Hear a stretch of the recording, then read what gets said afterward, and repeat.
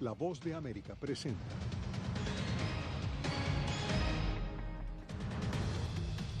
Gobierno Biden evalúa ajustar las políticas de Estados Unidos hacia Cuba. No cesan las reacciones tras el allanamiento a la residencia del opositor venezolano Juan Guaidó.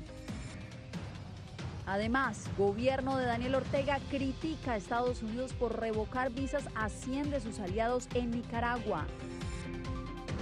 Y finalmente, rescatistas llegan a los primeros pisos del colapsado Champlain Towers.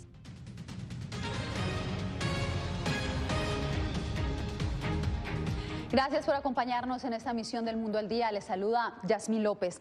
Bajo revisión estarían las políticas de Estados Unidos hacia Cuba, según lo reveló una funcionaria de la administración Biden a La Voz de América. La evaluación se habría precipitado debido a las protestas y las acciones represivas emprendidas por el gobierno de Miguel Díaz-Canel desde el pasado fin de semana. Jorge Agobián, ¿qué otros detalles te dio la funcionaria?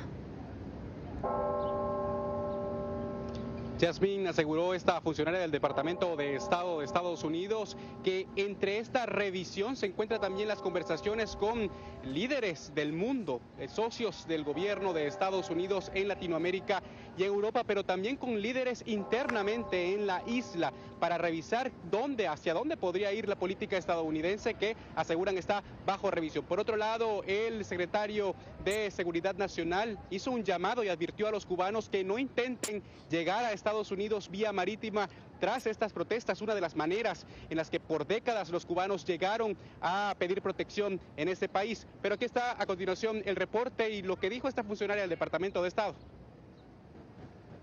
Estados Unidos evalúa su estrategia hacia Cuba. La política está bajo revisión. Así lo dijo a La Voz de América la subsecretaria adjunta para Asuntos Hemisféricos del Departamento de Estado, Emily Mendrala. Y que también vamos a estudiar la política para entender mejor el impacto sobre el bienestar del pueblo cubano, especialmente en términos económicos y políticos. Las aseveraciones se imponen sobre las declaraciones de la portavoz de la Casa Blanca, quien no respondió el pasado lunes sobre cuál es el nivel de prioridad de Cuba en la política exterior del presidente Biden, a pesar de haber asegurado en abril que un cambio de política hacia la isla no estaba entre sus principales prioridades. Por ahora, el mensaje de Estados Unidos sigue siendo de apoyo al pueblo cubano, en medio del inédito levantamiento popular del fin de semana. No queda en palabras. Nosotros tenemos muchos vínculos con el pueblo cubano. Nosotros tenemos una embajada en la isla y por parte de ellos estamos en conversaciones. Frente a la Casa Blanca, un grupo de cubano-estadounidenses abogaba este martes por acciones concretas. Pero la petición de una parte del exilio es inviable, según el senador republicano Marco Rubio. Y lo mismo opina el senador demócrata Robert Menéndez. No vamos a tener una intervención militar en Cuba, ¿ok? Lo que sí va a haber es un respaldo al pueblo cubano, un respaldo de cómo lo ayudamos al pueblo, pero no a esos que lo oprimen.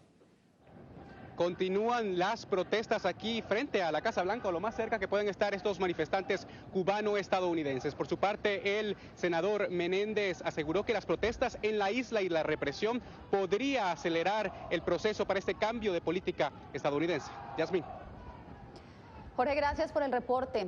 Entre tanto, en Venezuela continúan las reacciones tras el allanamiento a la residencia del líder opositor Juan Guaidó y la captura de su copartidario Freddy Guevara por cargos de supuesto terrorismo. Álvaro Algarra nos acompaña a esta hora desde Caracas. Álvaro, buenas tardes. ¿Qué otros pronunciamientos se han generado? Yasmín, efectivamente, el presidente de la Asamblea Nacional del país, Jorge Rodríguez, culpó a Freddy Guevara de ser el responsable de actos desestabilizadores e involucró a otros integrantes de la tolda política Voluntad Popular, mientras que el líder opositor Leopoldo López expresó que el gobierno con esta detención busca distraer la atención sobre lo que está ocurriendo en la isla de Cuba y distraer la atención sobre la situación de criminalidad que se vive en el país. Veamos. El líder opositor Juan Guaidó denunció que hombres armados sin identificación interceptaron su vehículo blindado e intentaron arrestarlo, pero la llegada masiva de vecinos y medios de comunicación lo impidieron. Minutos después, el dirigente repudió la acción y aseveró que el amedrentamiento no los detendrá. Aislaron, nos secuestraron momentáneamente grupos armados en Venezuela, pero el llamado es a movilizarnos. Ya habíamos convocado para el 24 de julio. Estoy pudiendo conversar con ustedes por la presencia de ustedes, por la presencia de la gente, de los vecinos. Es la diferencia con la cual se han llevado a Freddy Guevara. Debemos estar activos movilizando, no solamente por los presos políticos, que también es válido y justo, sino por todo lo que aqueja a Venezuela, la necesidad de una solución en este momento en el país. El incidente se produjo días después de que el gobierno de Nicolás Maduro acusara a Guaidó de tener vínculos con una de las mayores bandas delictivas del país. Entre tanto, casi en paralelo, el otro dirigente opositor y compañero de tolda política de Guaidó, Freddy Guevara, sí fue arrestado y pudo enviar un mensaje en vivo antes de su detención. Decidí quedarme en mi país a pesar de todos estos problemas y de la posibilidad de que me volvieran a detener, sabiendo que estamos en un régimen dictatorial. Aunque no se pronunció respecto a Juan Guaidó, el fiscal general del país, Tarek William Saab, anunció la detención de Guevara, a quien le imputaron los delitos de terrorismo, atentado en contra del orden constitucional, concierto para delinquir y traición a la patria. Yasmín, es importante destacar que según analistas consultados, los acontecimientos de las últimas horas y las posibles detenciones que se generen podrían entorpecer el proceso de negociación encabezado por Noruega. Álvaro, gracias. Por supuesto, continuaremos haciéndole seguimiento a todo lo que suceda en Venezuela. Gracias. La revocatoria de 100 visas que Estados Unidos había otorgado a funcionarios de la Asamblea Nacional y el Poder Judicial de Nicaragua tiene molesto al gobierno de Daniel Ortega. Donaldo Hernández nos tiene los pormenores. La restricción de visa que Estados Unidos impuso a 100 funcionarios de la Asamblea Nacional y el Poder Judicial de Nicaragua tomó por sorpresa a algunos diputados del Partido Liberal Constitucionalista, considerado por grupos de oposición como colaboracionista del gobierno del presidente Daniel Ortega. La respeto, tenemos que ser respetuosos de las decisiones. No las comparto si puede afectar a alguno de nuestra institución política. Al igual que el diputado Miguel Rosales, otros legisladores desconocen si forman parte de la lista de funcionarios que Estados Unidos maneja en confidencialidad por políticas internas. La vicepresidenta y primera dama Rosario Murillo ha rechazado cualquier acción de Washington. ¿Qué autoridad moral tienen los yanquis para hablarnos de derechos humanos cuando son los principales violadores de derechos humanos en el mundo? Mientras que grupos de oposición consideran que es parte de las presiones de la comunidad internacional en función de restablecer la democracia y el respeto de los derechos humanos. Todo hace indicar que en las próximas semanas se estarán conociendo nuevas medidas, nuevas acciones por parte no solamente de los Estados Unidos, sino también de la Unión Europea y otros países. La suspensión de las visas se suman a las sanciones que Estados Unidos ha impuesto a otros 30 funcionarios, que también han sido rechazadas por el gobierno de Managua. Donaldo Hernández, Voz de América, Managua. La incertidumbre sobre quién ostenta el poder tras el asesinato del presidente Jovenel Moïse complica no solamente el esclarecimiento del delito, sino también la consolidación de la democracia en Haití. Al menos 3 hombres aseguran encabezar un gobierno. El primer ministro interino Claude Joseph, Ariel Henry, designado como primer ministro un día antes de la muerte de Moïse, y el titular del Senado, Joseph Lambert. A casi 3 semanas de la tragedia de Surfside, los rescatistas por fin lograron llegar a los pisos más bajos del edificio del Champlain Towers, donde desde el principio de las operaciones buscaban llegar las unidades de rescate. Nos enlazamos en Miami a esta hora con nuestro compañero José Pernalete. José, ¿cuál es el estado de las labores en este momento?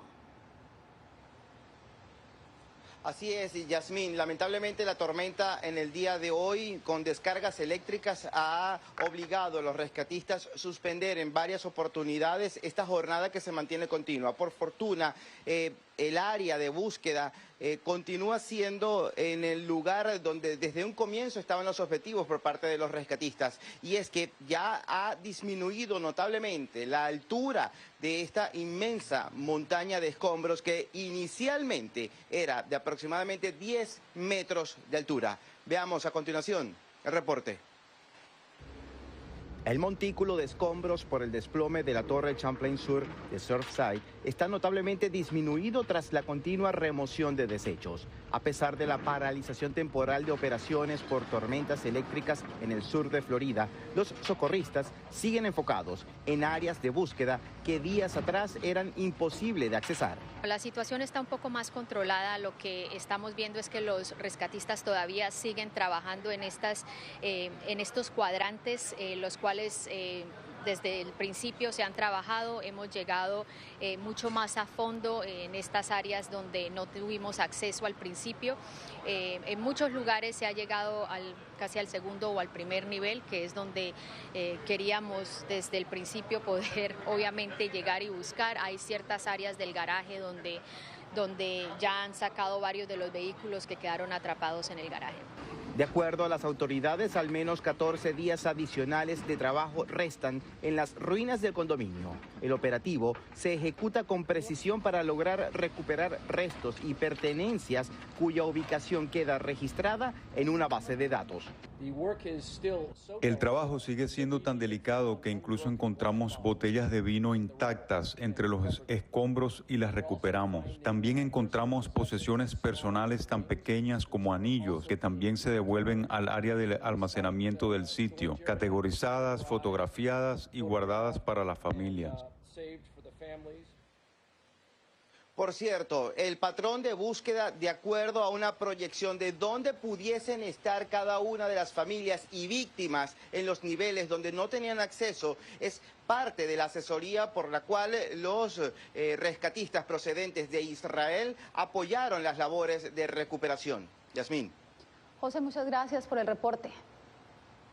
Un programa de primeros auxilios busca asistir a casi 2.000 salvadoreños que han regresado este año a su país tras ser deportados desde Estados Unidos y México. Claudia Saldaña nos cuenta de qué se trata. Regresan a su país de origen, pero su reincorporación a casa no es tan fácil. Así lo cuenta Salvador Carrillo, un salvadoreño que retornó al país al ser deportado tras vivir 20 años en Estados Unidos. Las personas que regresamos nos encontramos en un contexto cultural diferente. Esto, según Salvador, es un choque cultural que requiere de apoyo emocional y él sabe cómo hacerlo. Desde hace 5 años, él ofrece primeros auxilios psicológicos a otros migrantes retornados gracias a un programa del Instituto Salvadoreño del Migrante llamado De Deportado a Deportado. Entiendo muy bien el drama a los que están sujetos nuestros compatriotas que regresan. Regresan y que no tienen familia, no tienen casa y se encuentran a un país muy diferente como el que dejaron. A volver a hacer sus cosas acá, porque cuando uno se va, uno vende todo para poder seguir, ¿verdad? Entonces, cuando regresa tiene que volver a empezar de cero. Con el programa, 9 personas han sido entrenadas por el Comité Internacional de la Cruz Roja para dar atención psicológica. El método incluye la escucha activa y otras técnicas de apoyo emocional. Tanto el programa como el Instituto Salvadoreño del Migrante se sostienen con fondos de proyectos de cooperación. El director del centro asegura que este modelo de apoyo ha tenido un impacto positivo. Solo un deportado conoce el drama humano de otro deportado. Un promedio de 6 familias de migrantes retornados se acercan cada día al INSAMI buscando apoyo. En este centro encuentran atención psicológica, consultas médicas, un centro lúdico para niños y programas de emprendimiento, entre otros. Claudia Saldaña, Voz de América, El Salvador. En breve les contamos de la advertencia en Estados Unidos sobre la vacuna de Johnson & Johnson.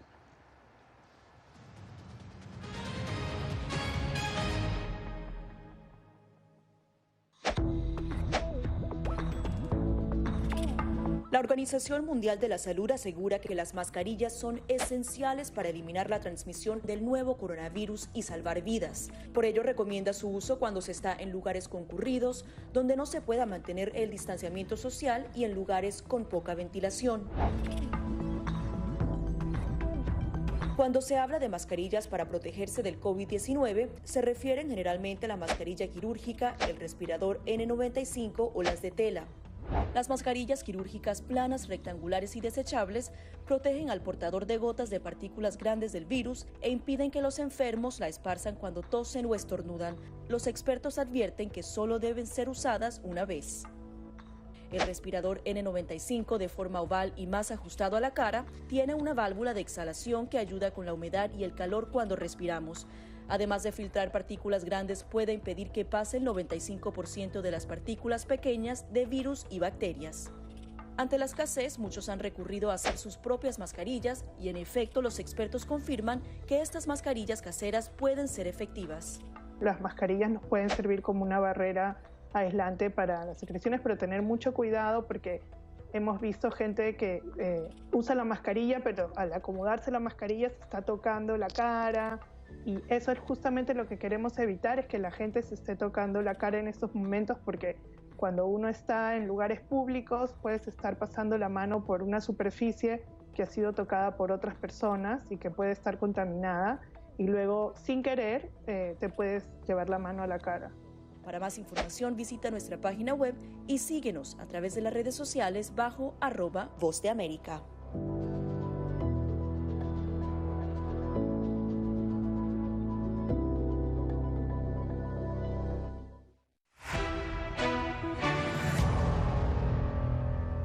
Una nueva alerta emitió la Administración de Medicamentos y Alimentos sobre la vacuna de la farmacéutica Johnson & Johnson contra el coronavirus. Esto mientras el número de casos aumentan en 43 estados de Estados Unidos. Laura Sepúlveda nos tiene la actualización.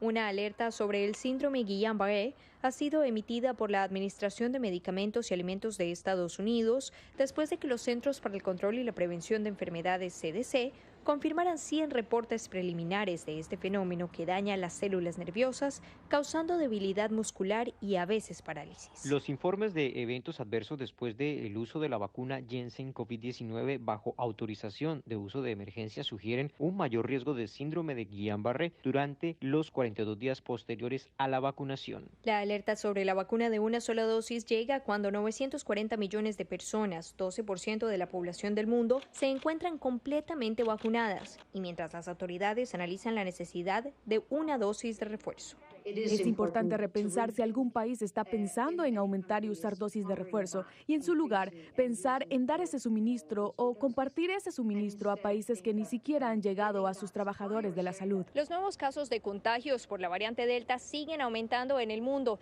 y aunque la inmunización no brinda protección infalible contra el virus, la OMS insiste en la importancia de vacunarse. Hemos visto que las vacunas no son perfectamente efectivas para prevenir la transmisión. Son altamente efectivas para prevenir la hospitalización y la muerte, y creemos que las dos medidas juntas, la salud pública y las medidas sociales, las medidas individuales y la vacunación en conjunto, pueden mantener esta enfermedad en cierto nivel de control. Laura Sepúlveda, Voz de América.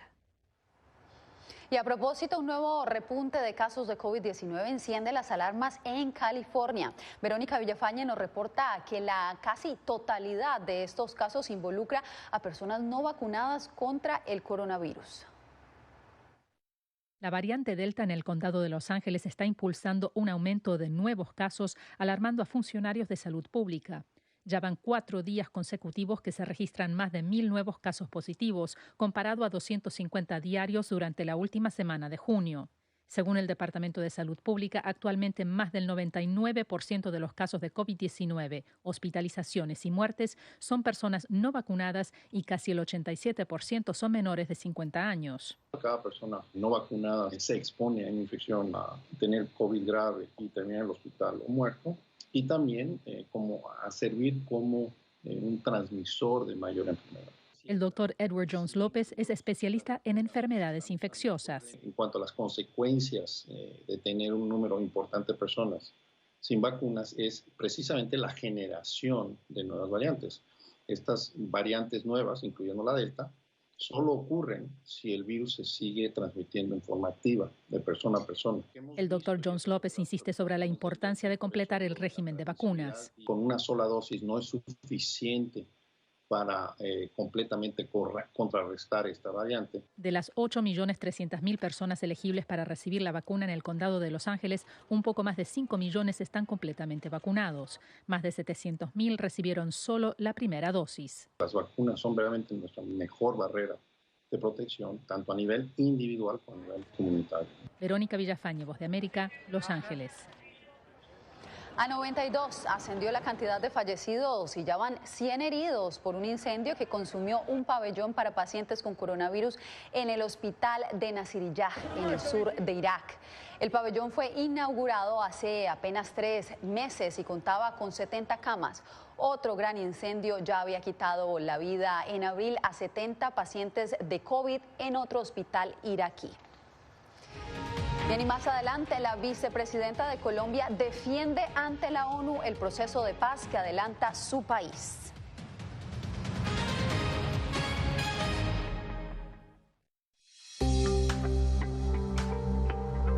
En medio de la pandemia del COVID-19, muchos quieren saber cómo darle una mano a su sistema inmune. El que va a realmente combatir el coronavirus es nuestro sistema inmune, que es nuestro sistema de defensas que va a luchar contra el virus cuando aparezca. Aquí te damos 5 consejos sencillos para mantener tu sistema inmunológico funcionando de manera óptima. Consume una dieta rica en frutas y verduras que incluya alimentos con un alto contenido de vitaminas A, B, C, D y E, así como los minerales hierro, zinc y selenio. Una alimentación saludable reduce el riesgo de adquirir enfermedades crónicas, también reduce la probabilidad de depresión y ansiedad. No solo mejora tu perfil cardiovascular, sino que también reduce la presión arterial y ayuda a controlar el peso. La OMS recomienda unos 30 minutos al día, incluso repartidos entre 3 sesiones. Muchos entrenadores ofrecen ahora cursos en línea, a veces incluso gratis. Mientras dormimos, se reparan las células, se eliminan las toxinas, se procesa la información y se fortalece nuestra memoria. Para la mayoría de las personas, de 6 a 9 horas de sueño son suficientes. Lávate las manos con frecuencia, por lo menos durante 20 segundos. Asegúrate de hacer el proceso bien, frotando todas las partes de ambas manos y muñecas. Las antibacteriales funcionan mejor si contienen un alto porcentaje de alcohol. Las funciones metabólicas dependen del agua. Consume alimentos ricos en agua como frutas, verduras y sopas. El té y el café son diuréticos, así que no cuentan en la dosis.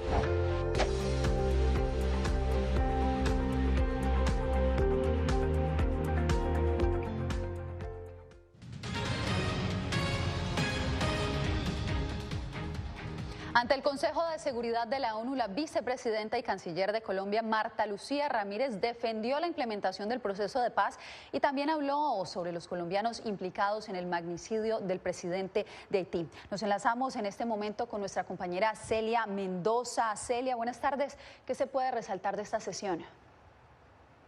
Así es, realmente para muchos de estos miembros en el Consejo de Seguridad es importante que se aclaren algunas de las dudas que se han presentado durante las últimas semanas en torno a detenciones, así como lo que ha sucedido con algunos de los manifestantes, pero también han cuestionado lo que ha sucedido dentro de esta implementación del proceso de paz. El reporte de la ONU en el Consejo de Seguridad sobre la implementación del acuerdo de paz en Colombia dejó en evidencia los retos que enfrenta el gobierno de Iván Duque y las preocupaciones de países como Noruega, que facilitó esta negociación para garantizar su cumplimiento. Nos preocupan los informes de que otros 15 excombatientes han sido asesinados, que se ha registrado un aumento en el reclutamiento y utilización de niños por parte de grupos armados y que la Oficina de la Alta Comisionada para Derechos Humanos ha recibido informes de 49 asesinatos adicionales de líderes sociales y defensores de los derechos humanos. Ante estos cuestionamientos en temas de seguridad, la vicepresidenta y canciller colombiana Marta Lucía Ramírez dijo: Colombia es un país que seguirá permanentemente trabajando por la estabilidad, por la democracia, por el progreso de nuestro país. Al referirse al liderazgo regional de Colombia, Ramírez reiteró el compromiso de su país para colaborar en el esclarecimiento del magnicidio del presidente haitiano. La dirección de la policía, la dirección de la inteligencia de Colombia están en Haití trabajando con esta fuerza conjunta de la comunidad internacional para esclarecer ese crimen. La diplomática evitó referirse a las 2 decenas de mercenarios colombianos acusados de perpetrar este ataque, pero sí respaldó el comunicado que desliga al presidente Duque del empresario venezolano Antonio Intriago, dueño de la compañía de seguridad que al parecer llevó a cabo la operación. Es usual que la gente en las calles se acerque a tomarse fotos con cualquier celebridad, cualquier persona reconocida. Eso no puede generar ningún tipo de relación personal ni nada por el estilo. Recordar que para el gobierno de Colombia, según la misma vicepresidenta y canciller, hay un compromiso completo con el proceso de paz. Al mismo tiempo, le pidió a la comunidad internacional que combatan el narcotráfico. Este es uno de los temas que ella asegura genera inestabilidad en algunas zonas de Colombia. Celia, muchas gracias por el reporte. Mercado y uno tiene que ver también de dónde agarrar. Más adelante, el impacto del contrabando para la economía boliviana.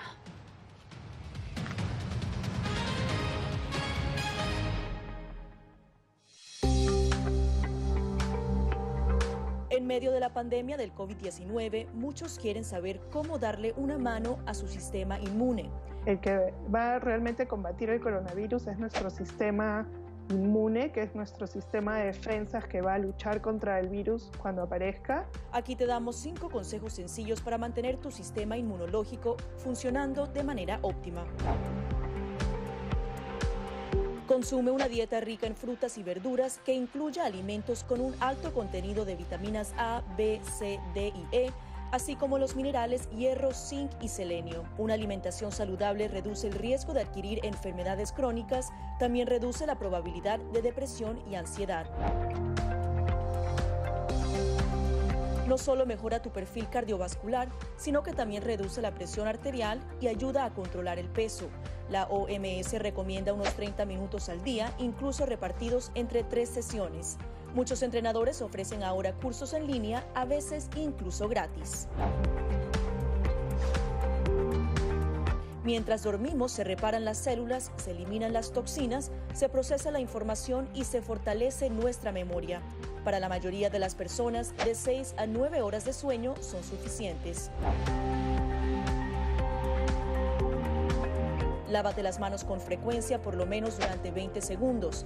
Asegúrate de hacer el proceso bien, frotando todas las partes de ambas manos y muñecas. Las antibacteriales funcionan mejor si contienen un alto porcentaje de alcohol. Las funciones metabólicas dependen del agua. Consume alimentos ricos en agua como frutas, verduras y sopas. El té y el café son diuréticos, así que no cuentan en la dosis.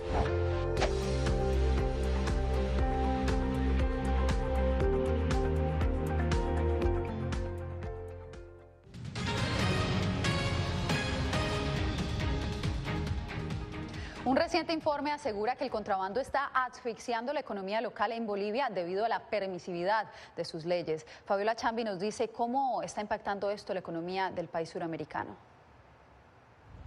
El cierre de fronteras debido al COVID-19 no impidió que el contrabando con el paso de los meses se recupere rápidamente, evadiendo los controles.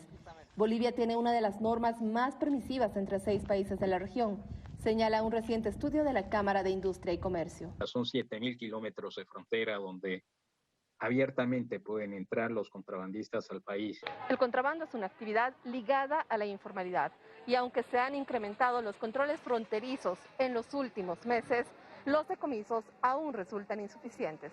Cientos de personas que están internando mercadería, que pueden ser alimentos, pueden ser lubricantes de petróleo, pueden ser medicamentos, infinidad de productos que desconocemos su fuente de origen. Sin embargo, tampoco existen suficientes incentivos para salir de la informalidad y esto define la posición de los comerciantes. De verdad sí hay contrabando, ¿no? Pero sería bueno que las autoridades pongan más atención a ese aspecto porque es un perjuicio también lo que es para todos los bolivianos. Mercado y uno tiene que ver también de dónde agarrar. Cuando se ofrece más barato tienes que comprar igual, ¿no? Bolivia será el paraíso del contrabando mientras los costos de la producción local no sean competitivos con los países vecinos y las trabas jurídicas dificulten sancionar este delito económico con cárcel, aseguran los expertos. Fabiola Chambi, Voz de América, Bolivia. Y una pequeña vaca se ha convertido en la sensación en Bangladesh. Miles de personas han viajado hasta la comunidad de Charigram, donde vive Rani, la vaca enana. Con solo 50 centímetros de altura y un peso de 25 kilos, el dueño de Rani busca que su pequeña ingrese al libro de los Guinness Records mundiales, mientras los curiosos siguen llegando a tomarse fotos con la adorable vaquita que nació en el 2019 y ya se convirtió en toda una celebridad. Con esto nos despedimos por hoy. Mañana más información.